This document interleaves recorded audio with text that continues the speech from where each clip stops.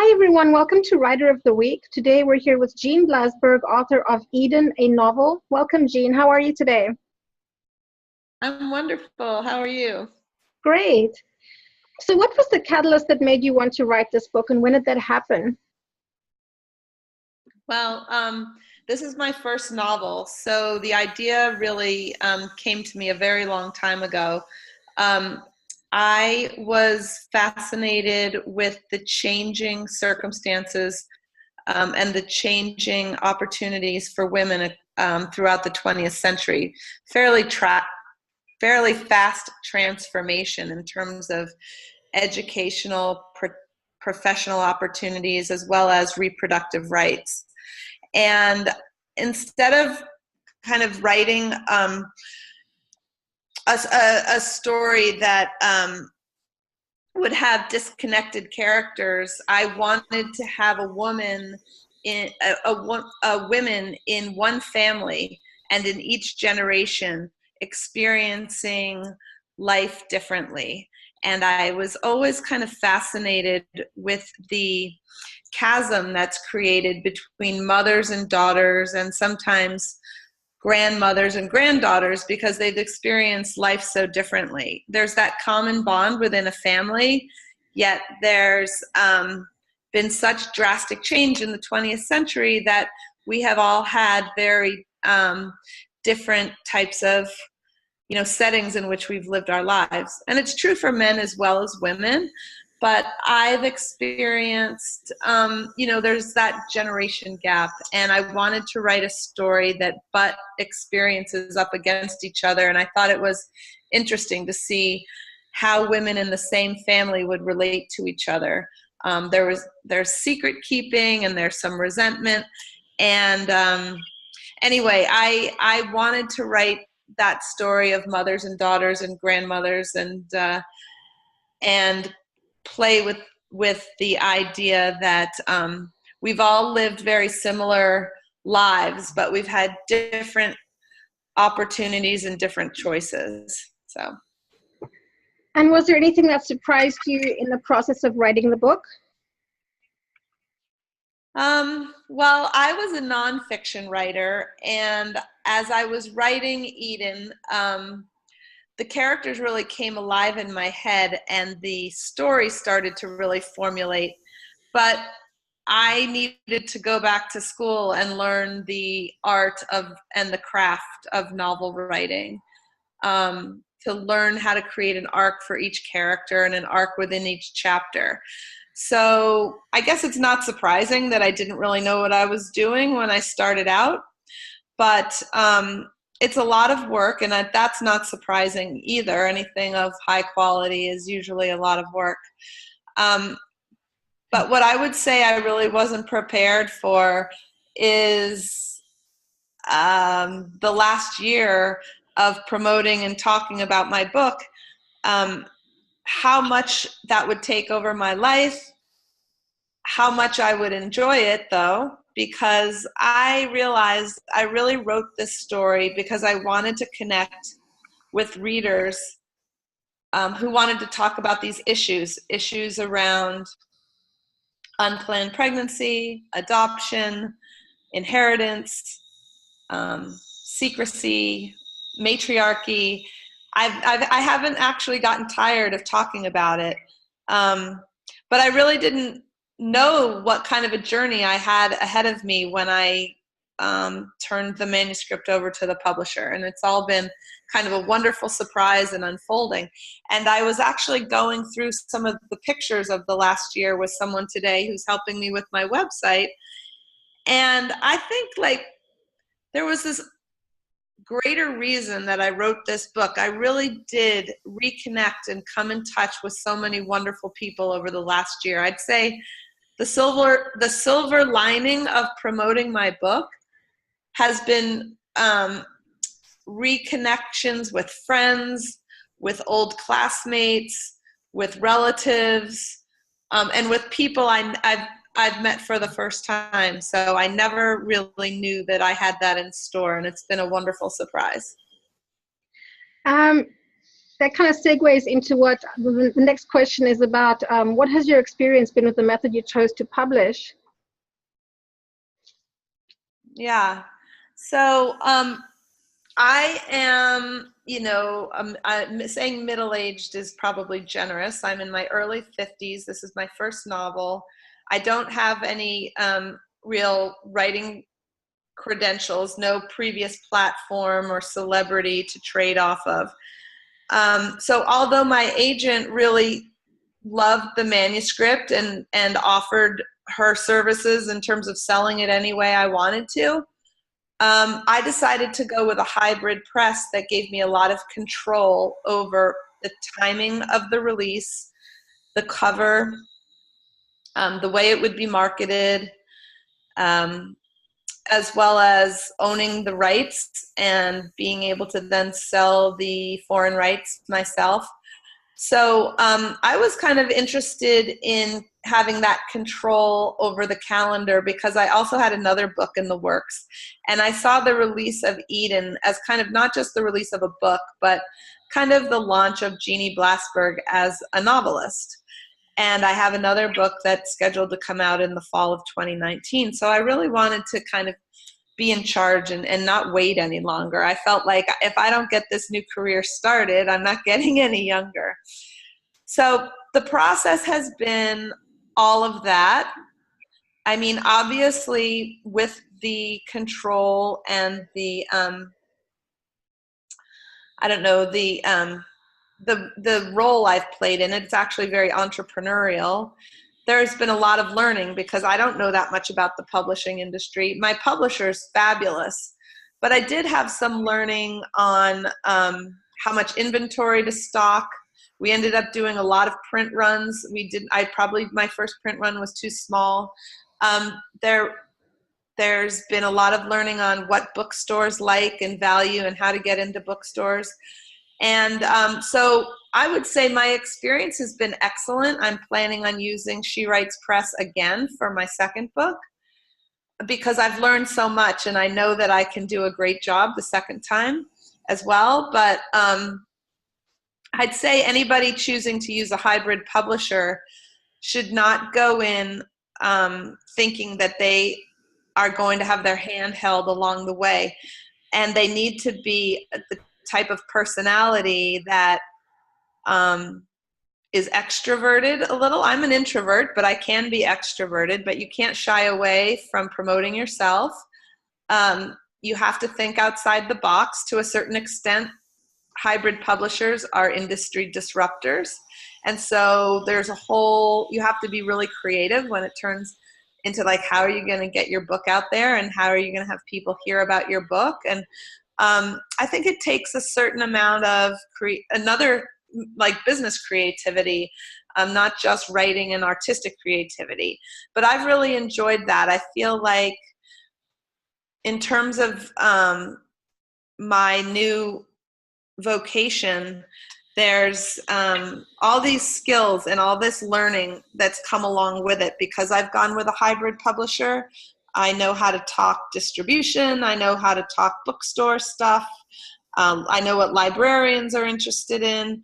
And so I think that's really good. It's forced me to take on an education that I probably wouldn't have if I'd gone with a traditional publisher. I probably would have sat back and expected to be ushered through it. So I am familiar with She Writes Press, but I was not aware that they do publish fiction as well as memoir. They publish a lot of memoir. I'd say probably 70% memoir, maybe 25% fiction, and 5% inspirational, self-help, spiritual type of, journeys, that kind of thing. And how did you manage to you said you're in conventional bookstores as well, not just on Amazon? Yeah, so I'm in a lot of independent bookstores, and I think independent bookstore owners are kindred spirits with people who publish through indie presses. They quite often like to have books in their stores that aren't the typical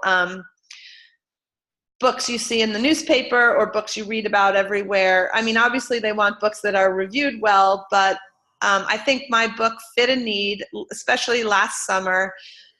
It was set in New England. It was set over the 4th of July weekend. So I did really well from like Maine all the way down to New York and the Hamptons, because there's this summer community mentality or genre. There's this beach thing. So I really put together a great media kit. I visited a lot of bookstores in Massachusetts and Rhode Island, but I sent my kit around, and since I have traditional distribution through Ingram, and She Writes Press has great distribution, a lot of bookstores could take a risk stocking my book, knowing that they could return it if it didn't sell. And so I also offered to come and do visits and signings or talks at bookstores.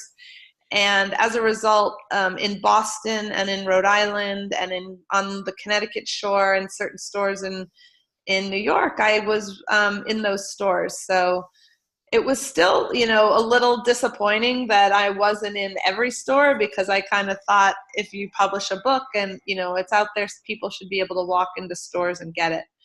But I learned probably with my next book, I'll do a much bigger pre-pub campaign by sending a lot more packages to independent bookstores with a press kit and a review copy, and see if I can get more people to order the book.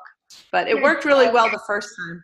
JKS Communications, they start 6 months ahead of time.